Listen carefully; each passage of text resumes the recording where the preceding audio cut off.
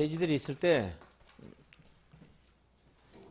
이 대지의 경계선 이게 이제 건축선입니다. 그런데 이러한 부분들은 다 타인의 대지와의 경계선이기 때문에 우리 부동산 공법에서 관여할 필요가 없습니다. 우리 부동산 공법에서 관여하는 것은 도로와 대지가 접하는 부분, 이곳에서의 건축선, 이 한계를 따져야 됩니다. 그래서 우리 법에서는 뭐 건축선을 교과서에서는 건축선은 도로와 대지의 경계선이다 이렇게 간단하게 말하는데 엄격하게는 좀 틀린 말이지만 우리 공법에서는 맞는 말로 처리해도 상관없습니다. 자, 이 부분 우리가 따질 필요 없으니까. 자, 건축선 어디요? 도로와 대지의 경계선, 이게 건축선이에요.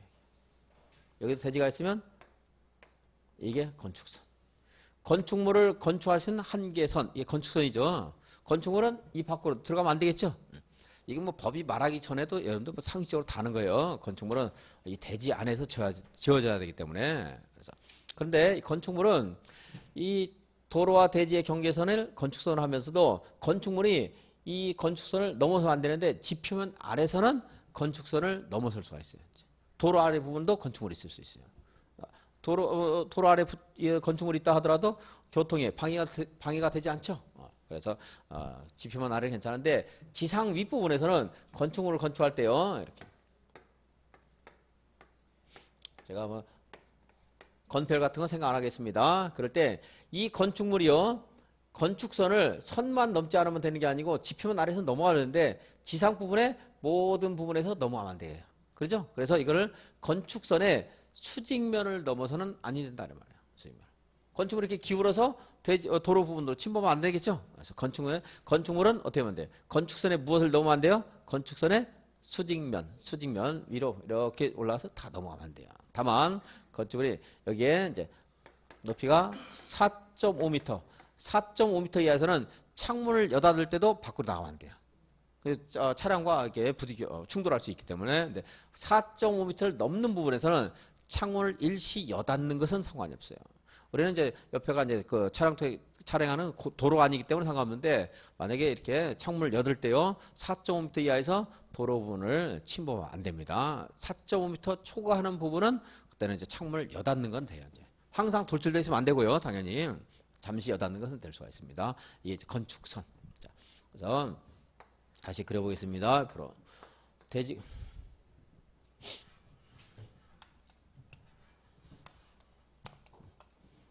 도로가 있고 대지가 있습니다. 그럴 때 이 도로와 대지의 경계선이 건축선이 되는데 이 도로가 법이 요구하고 있는 소유너비인 4m, 6m 하는 것들을 충족하면 좋은데 충족하지 못하는 경우도 있을 수가 있습니다. 이 도로가 만약 현재 3m더라. 이런 경우 있을 수 있죠. 3m. 그래서 전에는 뭐 건축물이 건축될 수 있어요. 이게 면지역이라고 한다면은 도로의 그런 그 부분이 건축법이 적용 안 될 수가 있는데 도시적이 됐습니다. 그 도시적이 되면은 3m 가지고는 건축허가 안 나옵니다. 4m는 돼야 건축허가 나와요. 물론 연면적이 2,000 이상일 때는 도로가 6m가 돼야 돼요. 이제 그런 것들은 우리는 예외는 없는 걸로 보고 4m를 요구하는 경우 있을 수가 있어요. 그러면 3m 가지고 건축허가가 안 나오기 때문에 건축허가를 받지 못하는 게 아니고 우리가 대지를 좀 양보해서 3m를 만들어주면 되겠죠? 그럴 때요, 우리 법에서는 이렇게 말해요. 양쪽으로 공평하게 양보를 해야 됩니다. 양쪽 대지에서. 그래서 그때 이제 도로 중심선을 찾아가요. 도로 중심선을 찾아가서 도로 중심선에서 양방향으로 법이 요구하는 너비를 소요 너비 이런 말 쓰는데요. 소요 너비 특별한 말이 없으면 4m죠. 소요 너비의 2분의 1만큼씩 후퇴한 거리의 선 이것이 건축선이 돼요. 얼마만큼 물러섰죠? 소요 너비의 2분의 1만큼 물러난 수평거리의 선 빨간 선.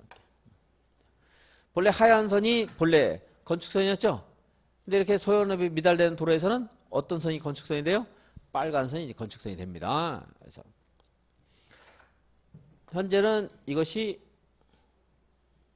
등기부상 한 필지입니다. 한 필지인데 건축물을 건축할 때는 이 빨간 선이 기준이 돼서 이제 건축물을 건축해야 돼요. 그래서 이런 경우도 역시 필지의 일부가 하나의 대지가 되기도 하는 예가 또 될 수 있는 거죠. 여기는 대지 면적에 포함시키면 안 됩니다. 나중에 뭐가 되는 거예요?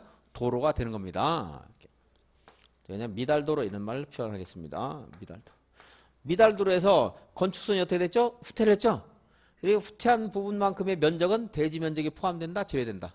제외된다. 자, 미달도에서 후퇴한 부분만큼의 면적은 대지 건축법에서 대지 면적을 산정할 때 제외된다. 된다. 근데 여기에 한쪽 방향이 철도라든가 낭떠러지 같은 것들이 있을 때는 이쪽으로 물러설 수가 없습니다. 그렇죠? 그럴 때는 도로 중심선에서 소요너비의 2분의 1만 물러나게 되면 이 도로폭이 3.5m밖에 안 돼요. 그래서 이 철도나 경사지가 있는 곳에서 대지 방향으로 그때는 어느 만큼 물러서야 돼요?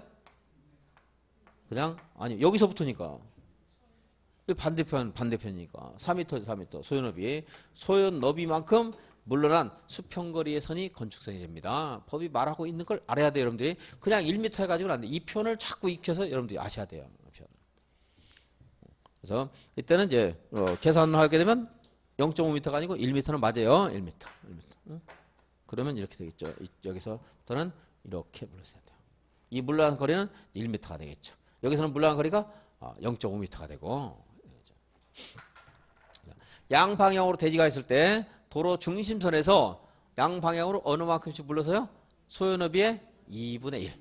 근데 한쪽 방향에 이제 물러설 수 없는 여건에 있을 때, 지형적인 그런 여건에 있을 때는 어때요? 도로 반대편 경사지가 있는 절벽 등이 있는 반대편 경계선으로부터 대지 방향으로 어느 만큼 물러서요?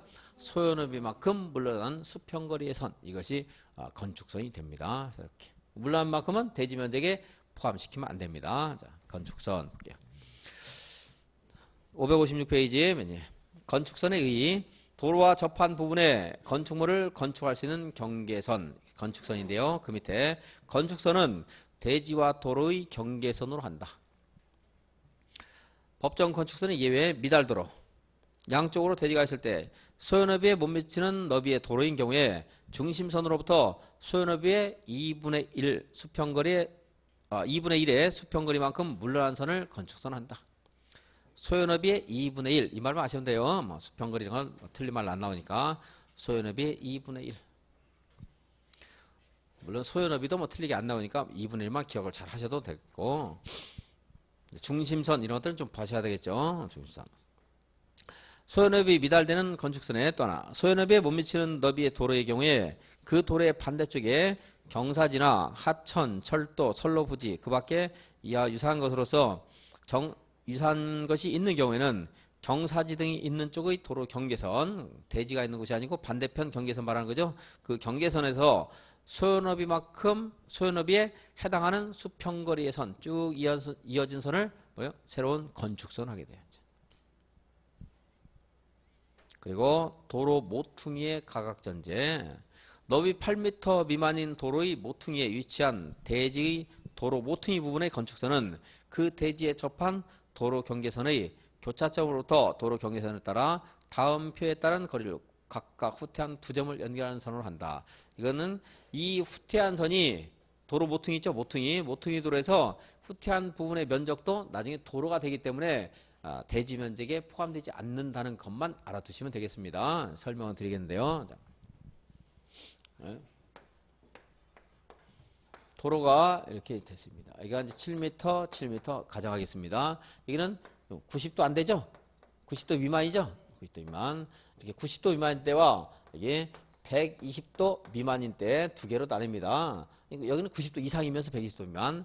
얘보다 얘가 좀 더 지금 교차각이 예리하기 때문에 교통 흐름에 또 방해를 더 많이 줘요.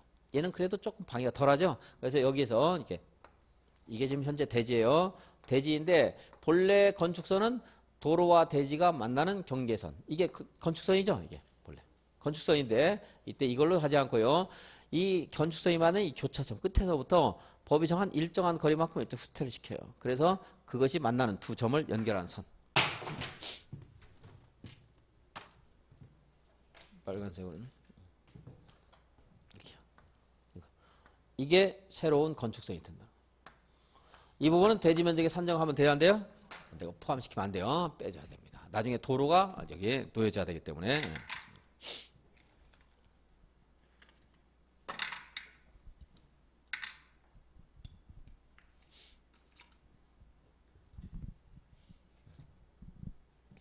이게 7m, 7m면 여기는요 4m씩 후퇴를 해야 돼요. 이렇게 4m, 이렇게 4m. 그래 만들어져요. 여기 7m, 7m면 여기서부터 이제 3m, 3m 후퇴해서 잘라내요. 좀 덜 후퇴를 더 해요. 잘라내는 게 좀 적죠. 여기는 완만하기 때문에, 여기는 이제 예리하기 때문에 좀 많이 잘라내야 돼요. 그래야 차가 좀 흐름이 완만해요. 만약에 이거 5m, 5m다 이러면 잘라내는 게 많아지겠어요? 적어지겠어요? 적어져요. 차량이 천천히 다니니까. 도로가 좁으니까 천천히 다니겠죠?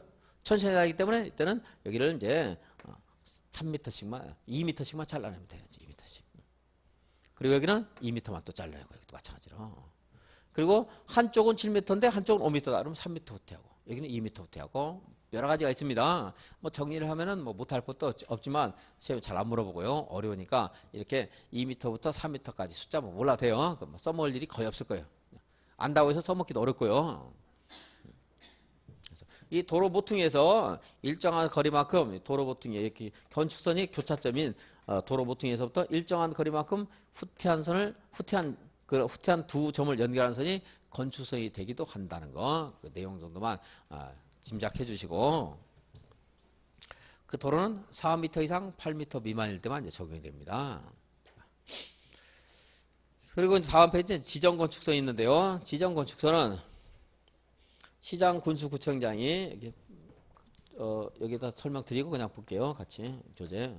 이 도로가 너무 작게 그렸나? 이 도로가 10m입니다. 차량 통행이 아무런 지장이 없죠?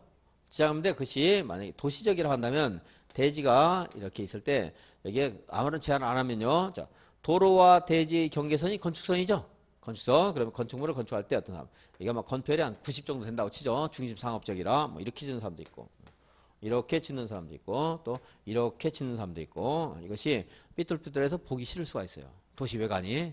그렇죠? 이게 건축물이 있는 거예요, 지금 현재. 삐뚤삐뚤하잖아요. 그래서 이럴 때요, 4m 이하의 범위에서 건축선을 강제로 후퇴를 시켜요. 이렇게 대지 방향으로. 그러면 건축물을 건축할 때 이 사람들이 이제 여기다가 짓겠죠. 이렇게. 이 안쪽에다 다 지어야 되죠? 안쪽에다. 그러면 전보다는 조금 더 정비가 될 겁니다. 그래서 이처럼 도시적에서 건축물의 외관을 정비하기 위해서 건축선을 강제로 후퇴시키는 거가 있어요. 그러니까 건축선은 이렇게, 본래는 제1원칙이 뭐죠? 도로와 대지의 경계선. 건축선이죠? 근데 후퇴하는 경우 있죠? 미달도로, 모퉁이도로, 그리고 문제없지만 도로의 그냥 외관을 정비하기 위해서 건축선을 몇 미터 이하 범위에서 4m 이하 범위에서 후퇴시킬 수 있습니다. 자, 이때 후퇴한 이 부분은 대지 면적에 들어가요? 빼야 돼요? 여기 제가 동그라미 해놨는데 보니까 여기는 가입해놓고 포함이죠? 포함. 여기는 우리 집 마당이 도로가 되는 게 아니에요. 우리 집 마당이지. 건축물이 외관을 정비하는 거지 도로가 되는 게 아니죠. 얘네들은 도로가 돼야 돼요. 이런 데는. 그러니까 대지 면적에 빼야 되는데 여기는 대지면 빼면 안 돼요. 여기 들어가야 돼요. 그게 지정건축선 또 있죠. 시장 군수구청장은 시가 제한에서 건축물의 위치나 환경을 정비하기 위해서 필요하다고 인정하면 지금 본 규정에도 불구하고, 자, 도로와 대지 경계선이 건축선이다 하는 규정에도 불구하고 도시적에서 4m 이하의 범위에서 건축선을 따로 지정할 수 있다. 건축선에 따른 건축제한 양가로 5번. 건축물과 담장은 건축선의 수직면을 넘어서는 아니 된다. 다만 지표 아래 부분은 그러하지 아니하다. 도로면으로부터 높이 4.5m 이하의 출입구, 창문, 그 밖의 이와 유사한 구조물은 열고 닫을 때 건축선의 수직면을 넘어서는 구조로 하여서는 아니 된다. 몇 미터? 4.5m. 우리나라 차량 안전 기준을 봤더니 우리나라 차량은요, 높이가 4m를 초과하면 안 된대요. 4m. 그러니까 창문을 여닫을 때 4.5m 밑에서 여닫으면 차하고 부딪힐 수 있죠? 왜 4m 안 그랬어요? 도로 같은 공사하다 보면 높아지기도 하고 톨메기 같은 거 툭 튕기면 높아지기도 하죠. 차량이. 높이가 높아지겠죠? 그러니까 몇 미터? 4.5m 이하에서는 출입구 등을 여닫을 때 도로면 건축선의 수직면을 넘어서는 구조로 하여서는 아니 됩니다. 도로공사 같은 거 하다 보면 이제 그 아스팔트 같은 거 자꾸 포장을 하다 보면 높이가 높아져요. 그래서 전에 한번 서울에서도 안암동인가 어디에서 육교 높이가 뭐 2.5m인가 그랬는데 차량이 2m 조금 넘었는데 부딪혀가지고 육교 무너진 적이 있어요. 이제. 그러니까 2.5m 처음에 공사할 때 2.5m인데 아스팔트 자꾸 포장을 하면 덧붙이면서 높아졌는데 그걸 이제 개선을 안 해가지고 그대로 놔둬가지고 지나가다가 부딪힌 적이 있는데 몇 미터 이하에서 여덟만 돼요? 4m, 4m. 562페이지. 560페이지 잡을게요. 560페이지.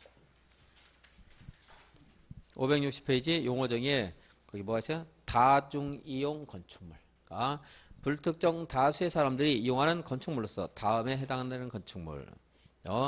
면적이 바닥 면적 합계가 얼마 이상일 때? 5,000제곱미터 이상일 때. 그래서 다음 어느 하나에 해당되는 용도로 쓰는 바닥 면적 합계가 5,000제곱미터 이상인 건축물. 문화 집회 시설. 무엇은 제외한다? 동물원 식물원. 아까 문화 집회 시설이었죠? 제외하고. 종교 시설, 판매 시설, 운수 시설 중에 무슨 시설? 여객용 시설. 사람들 모이는 곳이 5,000 이상일 때. 의료시설 중 종합병원, 숙박시설 중 관광 숙박시설. 관광 숙박, 일반 숙박이 있는데 관광 숙박만 해당됩니다. 근데 이제 다른 것들 뭐 똑같은 나중에 이제 문제를 풀다 보면 이걸 뭐 똑같은 차원에서 완벽하게 암기는 못하셔도 되고 꼭 기억을 해야 될 게 있고 좀 조금 덜 해도 되는 게 있습니다. 사람들이 좀 많이 모여요. 그러면서 5,000 사람들이 많이 이용을 해요. 건축물이 5,000 이상일 때는 다중이용 건축물. 그래서 아까 10년 지나면 2년마다 정기 점검 받으라는 거예요. 위험하기 때문에. 다중이용 건축물. 그런 취지를 이제 생각하면서 공부하면 조금 더 관련되는 거. 정기 점검도 기억하기 좀 쉽고 여기 있는 것도 이해하는 게 조금 쉬울 수가 있습니다. 동물원 식물원은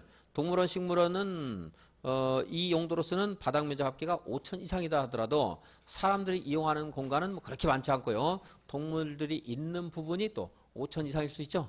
그런 거는 넓다 하더라도 이 다중이용 건축물의 안전점검은 사람을 위한 거지 동물을 위한 건 아니거든요.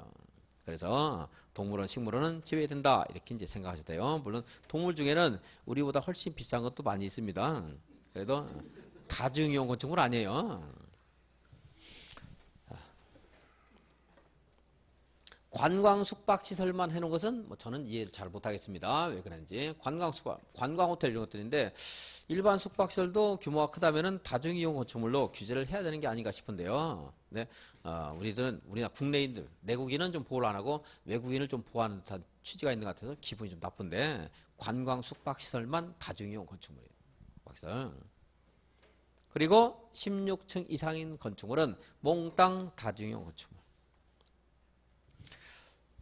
불특정 다수의 사람이 이용하는 16층 이상의 건축물입니다. 근데 불특정 다수는 틀리게 안 내요. 16층 이상의 건축물은 지금 여기에는 만약에 종합병원이라든가 종교시설이라든가 여객용 운수시설이라든가 관광 숙박시설, 문화 집회시설, 판매시설 하는 것들은 지금 안 해오고 그냥 있으니까 읽으면 책에서 한번 읽은 정도입니다. 이게 얼마 이상일 때? 연면적이 5,000 이상일 때 다중이용 건축물. 그런데 여기하고 상관없이 그냥 16층 이상이면 다중이용 건축물. 5,000 이상, 16층 이상. 5,000은 이 규모하고 얘네들하고 상관이 있어요. 근데 16층 이상 할 때는 이거 상관없이 그냥 16층 이상이면 또 면적도 상관없고요. 16층 이상이면 면적도 크고 이러한 건축물일 가능성이 많지만 꼭 그럴 필요 없어요. 16층 이상이면 무슨 재난이 발생했을 때 또는 건축물이 부실할 때 뭐 사고가 났을 때 대피가 굉장히 곤란하겠죠. 그래서 16층 이상이면 몽땅 그냥 다중이용 건축물. 그리고 이제 그냥 높이와 상관이 없을 때는 5,000 이상이야 되고 여기 있는 용도에 해당돼야 됩니다. 준다중이용 건축물은 이제 다중이용 건축물 공부를 하고 익혀지면 나중에 한번 읽어보는 정도로 하겠습니다. 그냥 준다중이용 건축물도 정기점검 대상이 되거든요. 그 중에서 이제 특수구조 건축물이라는 요건이 가정되는데 나중에 한번 읽어보는 정도 하면 될 것 같아요. 다중이용 건축물은 기억을 하셔야 됩니다, 여러분들이. 5,000 이상, 몇 층 이상? 네, 16층 이상. 근데 5,000 이상인 것은 일정한 용도와 결합이 돼야 돼요. 16층 이상은 상관없고요. 그래서 좀 어렵게 나왔을 때 좀 기출문제 중에도 교육연구시설. 여기 없죠? 교육연구시설. 5,000에는. 그러니까 교육연구시설인데 만약에 4,000이다. 이러면 다중이용이 아니에요. 근데 교육연구시설인데 그 면적이 상관없이 16층이다. 이러면 또 다중이용이 돼요. 이제. 그리고 동물원, 식물원은 제외된다고 있고요. 그런 것들을 물어볼 수 있기 때문에 자꾸 보면서 다음에 익혀지고 그 다음에 이제 문제 풀면서 예를 보면서 이제 좀 정리를 좀 하셔야 돼요, 여러분들. 562페이지 직통계단. 직통계단은요.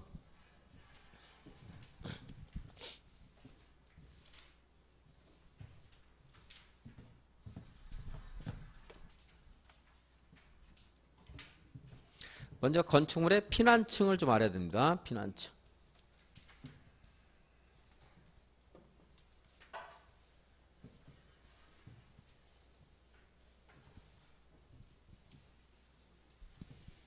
그러니까 고층 건축물을 했는데 이거는 고층은 30층 이상이거나 120m 이상인 것. 초고층 건축물이라는 것은 이것은 50층 이상이거나 200m 이상인 건축물. 그리고 준초 고층 건축물이 있습니다. 고층 중에 여기에 해당 안 되면 준초 고층 건축물. 구별을 한번 해보겠는데 이것까지 물어보진 않습니다. 보통. 그럼 이제 준초 고층은요. 초고층은 만약에 50층이고요. 그리고 만약에 190m다. 뭐요? 초고층이에요. 둘 중에 하나에 해당돼요. 그리고 층수는 49층인데 200m이다. 그러면 이것도 초고층이에요. 그러니까 여기에 해당 안 되는 거. 준초고층 하게 되면 49층 이하 2고 200m 미만인 것. 그래야 되겠죠? 이게 준초고층. 물론 여기는 30층 120m 이상에 해당되면서 이거인 거. 이래야 되겠죠? 근데 이것은 이렇게까지 구별해서 안 물어보니까 자, 초고층은 이것만 잘 기억하시면 돼요. 50 이상이거나 200 이하인 것. 준초고층은 고층 중에 여기에 해당되지 않는 거. 그래서 63빌딩인데요. 서울에 가면 63빌딩은 우리 건축법상은 60층입니다. 왜냐하면 지하에 이제 3계층이 있어요. 근데 지하는 건축법에서 층수로 산정 안 해요. 층수로. 그래서 이 위로 이제 60층이 있게 되는데 이러한 초고층 건축물은 30개층마다 하나 이상의 피난 안전 구역을 둬야 돼요. 여기다 몰아서 둬도 안 되고요. 골고루 분배시키기 위해서 30개층마다 하나 이상씩. 그래서 여기가 이제 여기까지 30층이라고 하겠습니다. 이게 피난 안전 구역을 하나 이상은 둬야 돼요. 여기도 하나 이상 둬야 돼요. 그러니까 적어도 얘는 2개는 둬야 돼요. 피난 안전 구역은. 피난 안전 구역은 이제 사람들이 화재라든가 무슨 재난이 발생했을 때 대피할 수 있는 공간이겠죠. 그래서 구조를 기다릴 수 있는 공간으로서 뭐 이제 식수라든가 예비 전원 같은 것들을 확보하는 그런 요건이 있는데 피난 안전 구역이 있는 층을 피난층 그래요. 피난층. 2층을 뭐라고요? 피난층. 그리고 지상으로 직접 통하는 층도 피난층. 여기도 피난층입니다. 문제가 발생했을 때 바로 도망갈 수 있죠? 대피할 수 있습니다.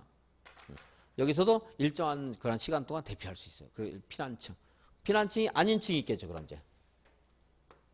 곳곳에 있죠? 피난층 아닌 층. 피난층. 여기도 피난층 아니고.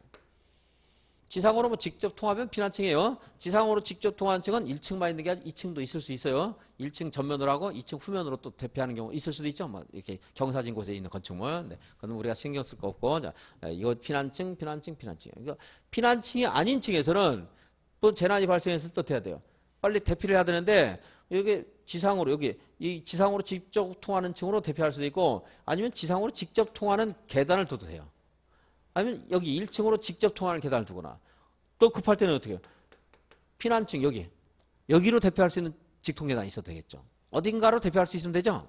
그래서 이 피난층이 아닌 층에서는 이거 피난층 그랬죠?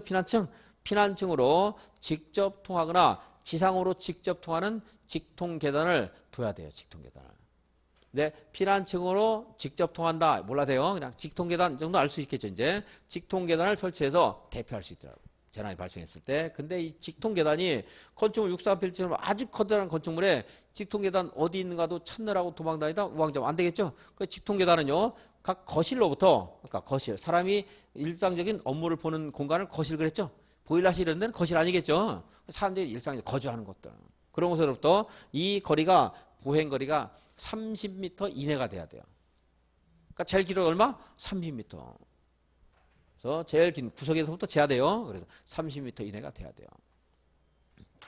근데 만약에 이 층의 주요 구조부가 내화 구조나 불연 재료로 되어 있다. 그럼 불이 났을 때 조금 더 다른 건축물보다 버틸 수 있는 시간이 좀 많겠죠. 그럴 때는 이제 보행거리가 50m 이내면 돼요. 이제 직통계단까지.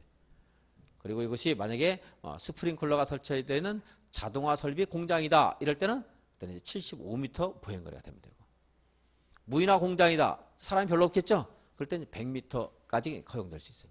자, 직통계단 몇 미터? 30m. 그런데 그거보다 조금씩 완화되는 게 있어요. 50m, 75m, 100m 이렇게 완화될 수 있는 것이 있다. 이런 정도. 그러니까 여기가 처음에가 25m면 딱딱딱 떨어지는데 그렇지 않고 이제 처음에 30m입니다. 30m, 50m, 75m, 100m 직통계단 있습니다. 자, 직통계단은 이제 피난층을 봉배했는데, 그러면 준초고층 건축물 예다 보겠습니다. 이 건축물이 이제 40층입니다. 높이는 160m라고 하죠. 무슨 건축물이에요, 이거는? 준초고층 건축물, 준초고층. 준초고층 건축물은 피난안전구역을 얘보다는 적어줄 수 있겠죠? 가운데층. 그 전체 층의 2분의 1에 해당하는 층으로부터 상하 5개층. 상하 몇 개층? 5개층. 이내의 층에 하나 이상의 피난안전구역을 둬야 돼요. 왜 이렇게 자꾸 어렵게 하냐면 아무데나 둬도 된다. 밑에 두는 사람, 위에 두는 사람. 그러면 안 되죠? 그 건축물에 있는 이용하는 사람들이 그래도 대피할 수 있는 가장 효율적인 공간을 둬야 되겠죠? 가운데에서부터 좀 너무 멀어지면 안 되겠죠? 그렇다고 해서 가운데층에 돌아 이러면 또 건축에 대한 자유를 너무 훼손해요. 침해하지죠. 안 되겠죠? 그러니까 이 건축물의 유형이라든가 형태에 따라서 위에 사람들이 많이 있으면 좀 윗부분에 할 수 있고, 아래에 이용하는 사람이 많으면 좀 아랫부분에 있을 수 있고, 뭐 이런 자유가 있겠죠? 그래서 가운데층으로부터 상하 몇 개층? 5개층 이내에 하나 이상의 피난 안전구역을 둬야 됩니다. 무슨 건축물? 준초고층 건축물. 초고층은 몇 개층마다? 30개층마다 하나 이상의 피난 안전구역. 그리고 이제 피난 안전구역이라는 말 나왔을 때 피난층과 관련해서 직통계단을 몇 미터? 보행거리? 30m. 그런데 50m, 75m, 100m도 있을 수 있다. 하나만 보는 것보다 50, 75, 100m 보는 게 더 기억하기 좋을 것 같아서 그냥 같이 합니다. 직통계단 읽어보겠습니다. 어치. 괄호는 다 무시하시고, 건축물의 피난층 외의 층에서는, 건축물의 피난층 외의 층에서는 직통계단을 거실 각 부분으로부터 계단에 이르는 보행거리가 몇 미터? 30m 이하가 되도록 설치해야 된다. 예외, 다만 건축물의 주요 구조부가 내화 구조나 불연 재료로 된 건축물은 보행거리가 50m가 되도록 설치할 수 있다. 그리고 자동화 생산시설에 스프링클러 등 자동식 소화 설비를 설치한 공장으로서 법이 정하는 공장의 경우에는 보행거리가 몇 미터? 75m가 될 수도 있고, 무인화 공장은 좀 사람에 대한 위험도가 좀 떨어지기 때문에 100m 이하가 되도록 설치할 수 있다.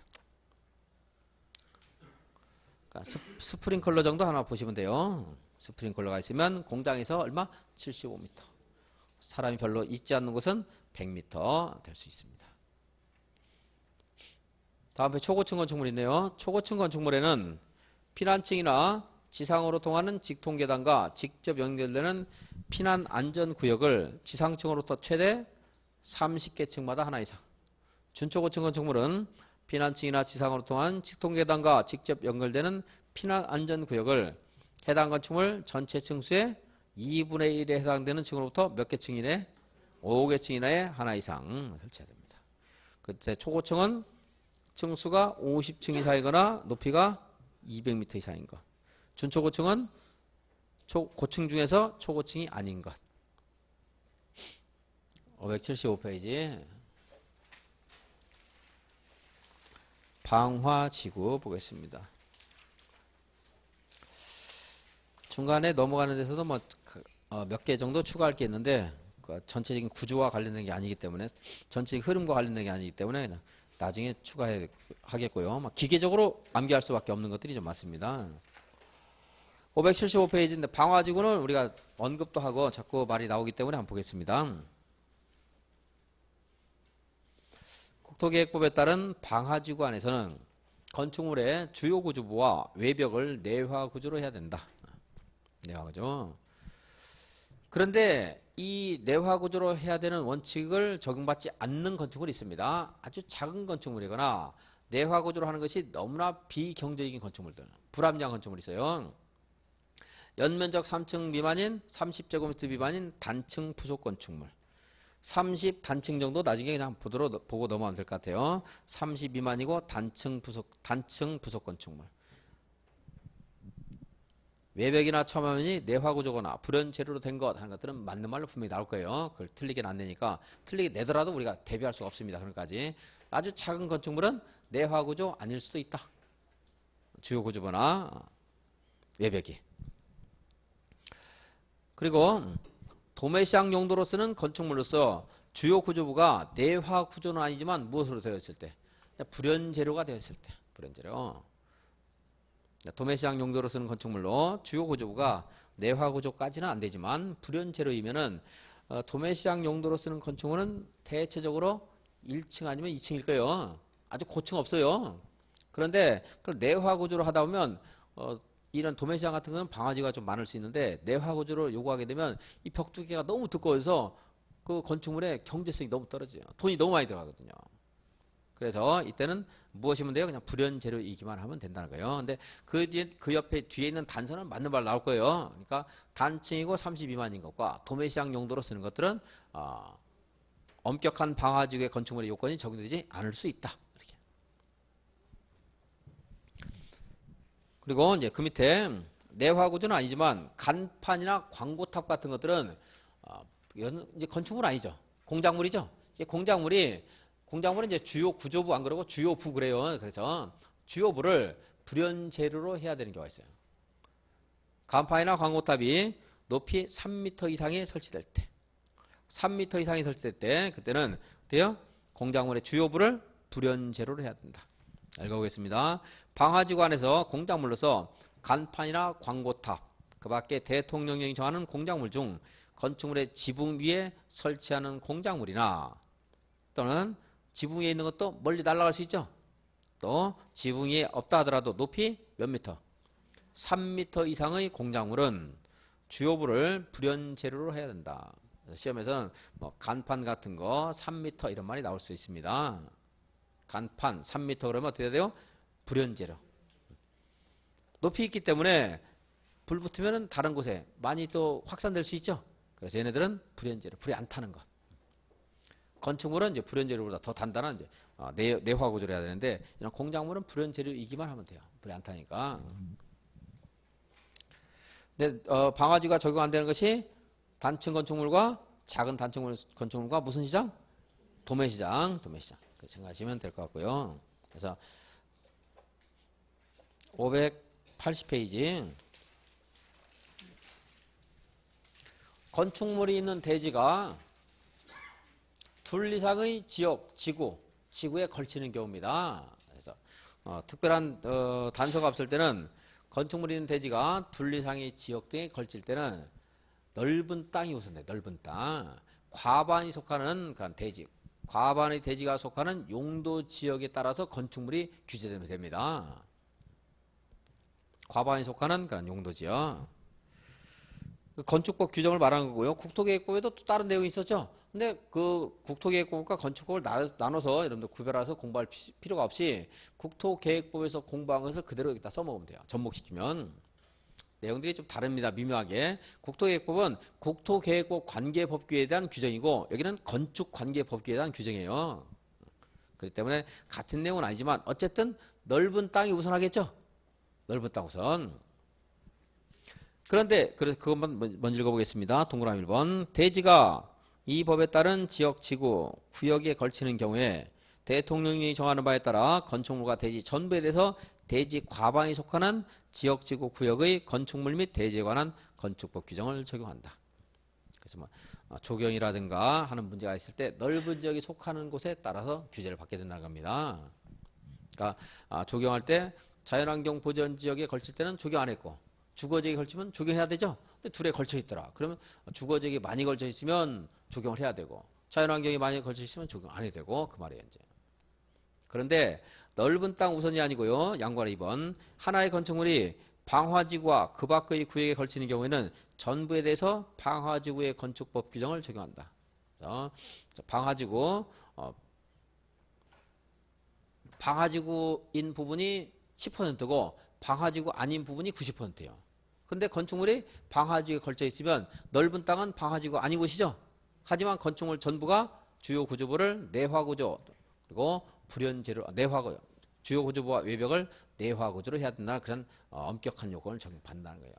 이 적용을 벗어나기 위해서 설치할 수 있는 것인데 방화벽이 방화벽을 설치하게 되면 그것이 적용이 따로 되고요. 이처럼 방화벽이 중요하기 때문에 면적에 상관없이 수선 변경하는 행위가 대수선입니다. 대수선. 다음에 녹지적 예외가 있는데요. 양괄호 2번도 읽어보죠. 하나의 건축물이 방화지구와 그 밖의 구역에 걸치는 경우에는 전부에 대해서 방화지구에 관한 건축법 규정을 적용한다. 그런데 방화벽이 있을 때는 방화지구 외의 구역은 그러하지 아니하다 그랬고, 녹지적 대지가 녹지적과 그 밖의 지구 구역에 걸치는 경우에는 이때는 녹지적은 녹각입니다. 녹각. 각각의 용도 지역에 따라서 건축법 규정을 적용하면 됩니다. 녹지역은 녹지역대로, 그리고 주거지역은 주거지역대로. 아까 녹지적 적용해요 안 해요? 안 하죠? 근데 대지가 만약에 둘에 걸쳐 있더라 하면 녹지적 부분은 적용 안 하고 녹지적이 아닌 부분은 적용을 해라 이 말이에요. 따로따로 적용되는 거예요. 그래 녹지적도 피해갈 수 없는 게 있는데 녹지역에 있는 건축물이 방화지구에도 걸쳐 있더라. 그럴 때는 따로따로 하는 게 아니고 방화지구에 관한 규정을 다 적용받아야 돼요. 녹지역 부분도. 물론 여기도 방화벽이 있을 때는 이제 따로따로 적용받고요. 그게 3번에 있는 겁니다. 3번에 양괄호 동그라미 2번에 다만 녹지역의 건축물이 방화지구에 걸칠 때는 지금 공부한 양괄호 2번 그것에 따른다.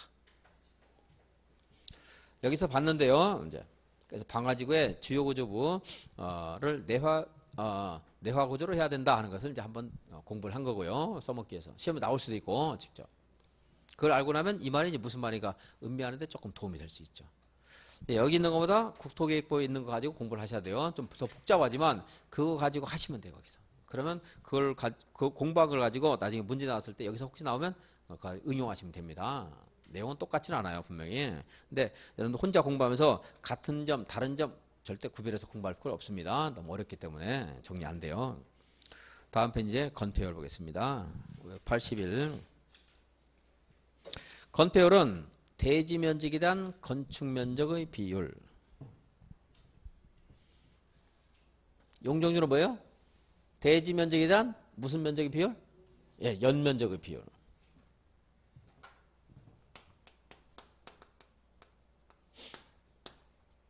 건폐율은 건대 그렇죠. 그리고 용적률은 연대 그렇죠. 대지 면적 분의 건축 면적 곱하기 100. 그래서 대지에서 건축 면적이 차지하는 비율. 그리고 이건 이제 용적률은 대지 면적분의 연 면적의 비율. 그리고 곱하기 100 하게 되는데 그래서 대지 면적에 대한 연 면적의 비율 이렇게 읽을 때는 연 면적은 각층 바닥 면적의 합. 이것이 연면적이죠. 그래서 건축 면적은 하나밖에 없죠. 건축물 하나에. 근데 이제 바닥 면적은 건축물 하나에도 여러 층이 있으면 여러 개의 바닥 면적이 있겠죠. 그걸 다 합한 것이 연면적. 이 건폐율 용적률을 적용할 때는 여기에 건축물 건축할 때요. 건축물 건축할 때 건폐율 용적률을 어떻게 해가지고 적용하느냐. 국토계획부에서 공부한 거 가지고 적용하는 거예요. 국토계획부에서 건폐율 용적률 왜 공부했어요? 여기서 써먹으려고 공부한 거예요. 여기다가 써먹으려고. 그런데 건축법에서 특별한 규정을 두어서 이걸 완화하거나 강화할 수도 있습니다. 완화한 것은 하나 본 것도 있네요. 공개 공지를 조성하면 조례가 정하는 범위에서 1.2배까지 완화할 수 있대요. 중심상업적은 건폐율이 1,500인데 그때 공개 공지를 제공하게 되면요 1,800까지도 줄 수 있다는 거예요. 이렇게. 그래서 건폐율 용적률은 우리가 어디서 공부했어요? 국토계획법에서 정한 바에 따라요. 근데 건축법에서 강화하거나 완화하는 특별 규정을 두면 그 특별한 규정에 따르면 됩니다. 그리고 법에서 무엇인가 규정 두었으면 그 법 당연히 가능한 거죠. 우리가 법의 체계를 모른다 하더라도 일반법, 특별법의 관계를 모르더라도 당연히 법에서 규정을 뒀을 때는 그런 거 다 고려해서 뒀겠죠. 건축법에서 건폐율 용적률을 어떻게 할 수 있어요? 강화할 수도 있고 완화할 수도 있습니다. 1번 대지 면적에 대한 건축 면적의 비율, 건폐율. 그리고 그 기준은 최대한도는 국토계획법에 따른다. 그런데 건축법에서 국토계획법 기준을 완화할 수도 있고 강화할 수도 있고요. 용적률, 대지 면적에 대한 연면적의 비율, 국토계획법에서 공부한 바에 따릅니다. 그런데 건축법에서 강화할 수도 있고 완화할 수도 있습니다. 대지의 분할 제한 보겠습니다. 그 밑에 무엇이 있는 대지 그랬어요? 예, 건축물이 있는 대지는 다음의 면적, 다음의 면적에 못 미치게 분할할 수 없다. 주거지역에서 건축물이 있습니다. 그러면 얼마 미만으로 분할 못해요? 60. 상업지역과 공업지역은 150. 그리고 녹지지역은 200. 그 밖의 지역은 관농자 지역이죠? 얼마 미만으로 분할 못해요? 60 미만으로 분할 못해요.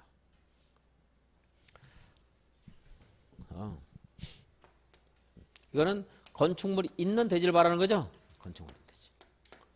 주거지역에서 60제곱미터 미만으로 분할 못한다.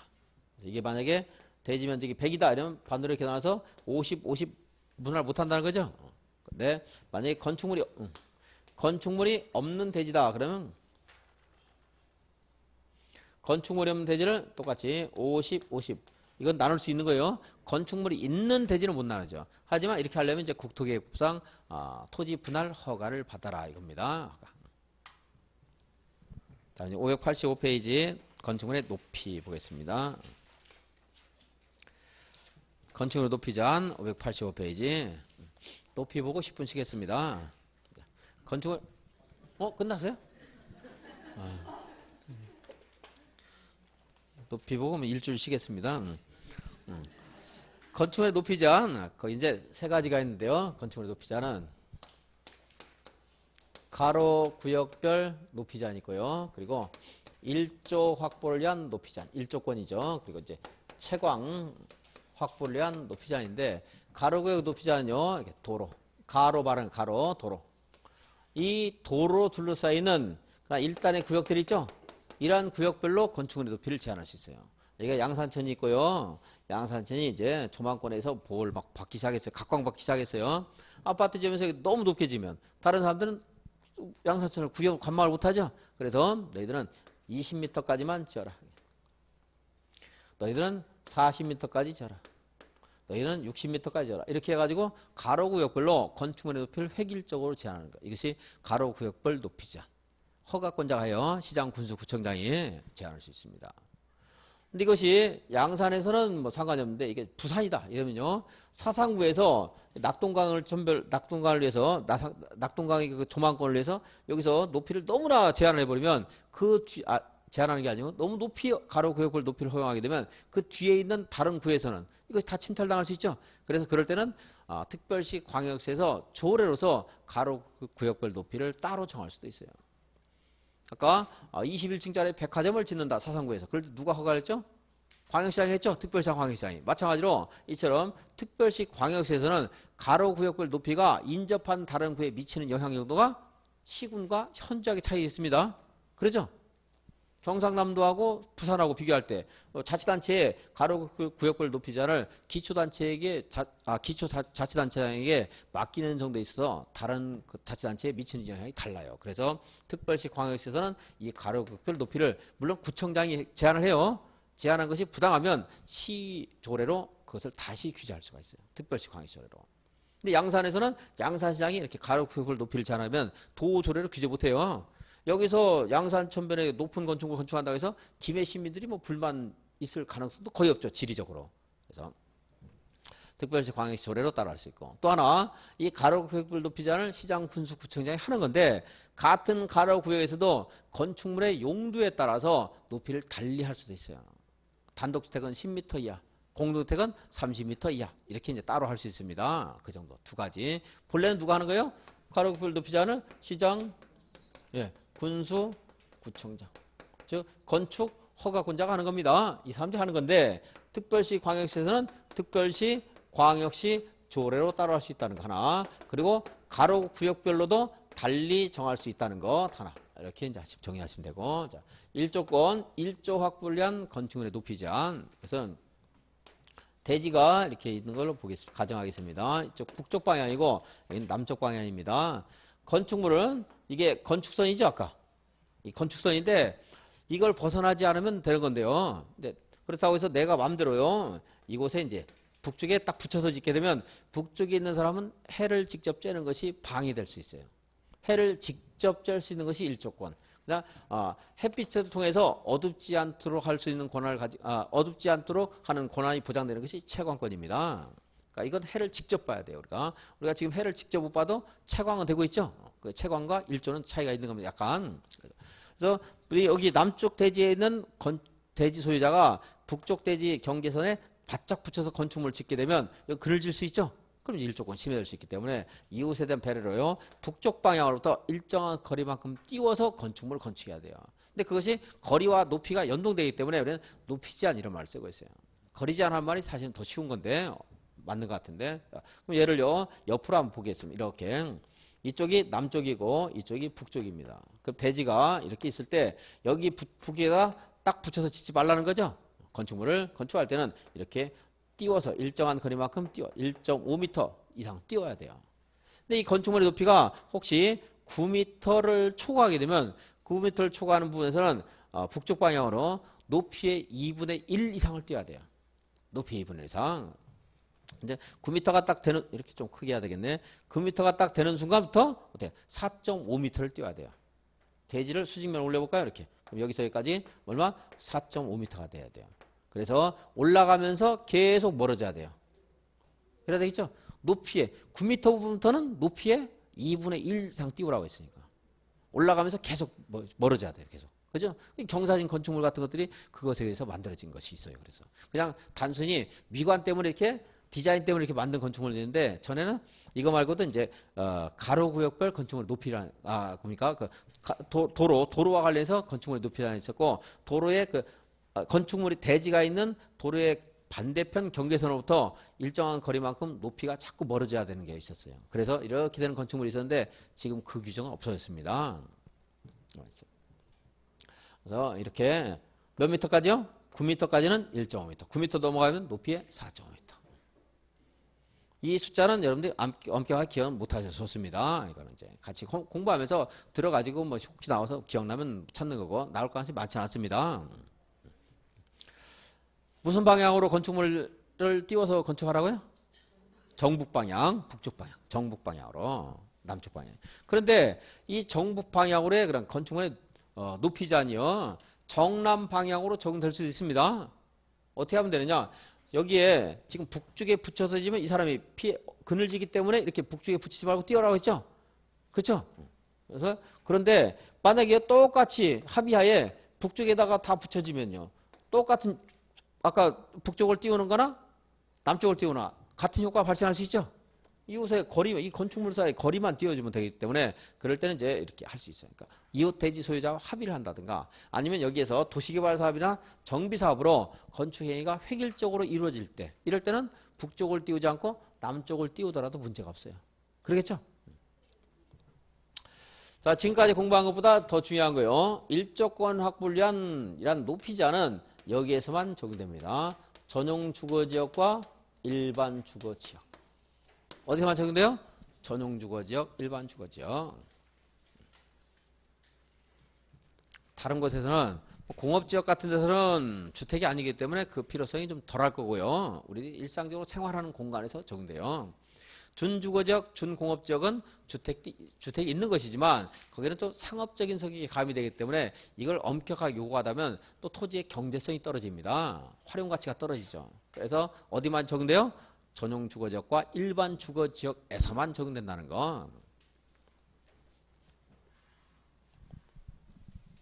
채광 확보를 위한 높이 제한. 채광 확보를 위한 높이 제한 일단 공동주택에 대해서만 적용됩니다. 어디에서요?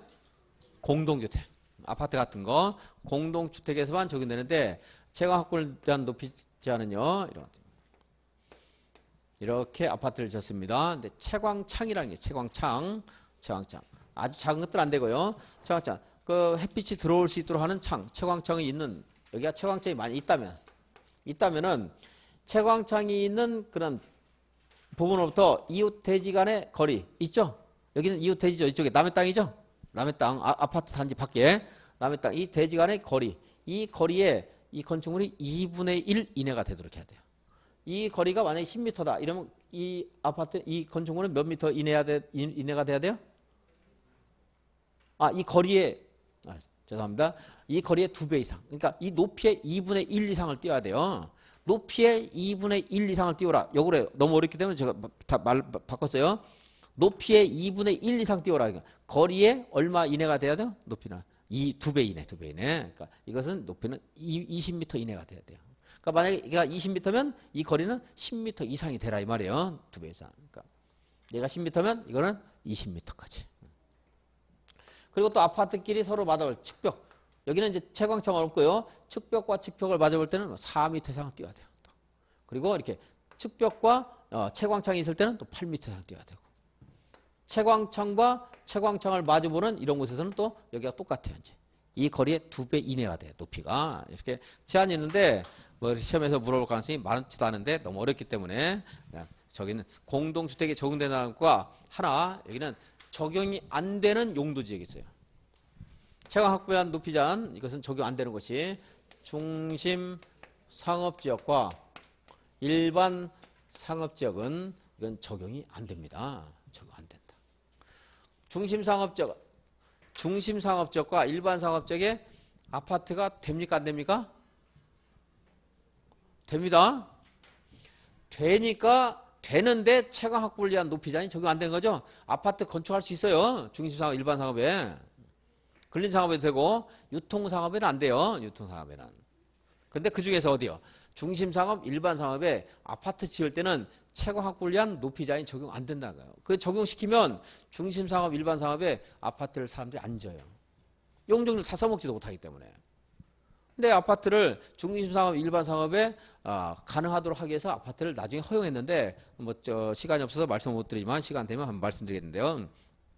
근데 이러한 높이 제한을 적용하게 되면 아파트에 짓질 않아요.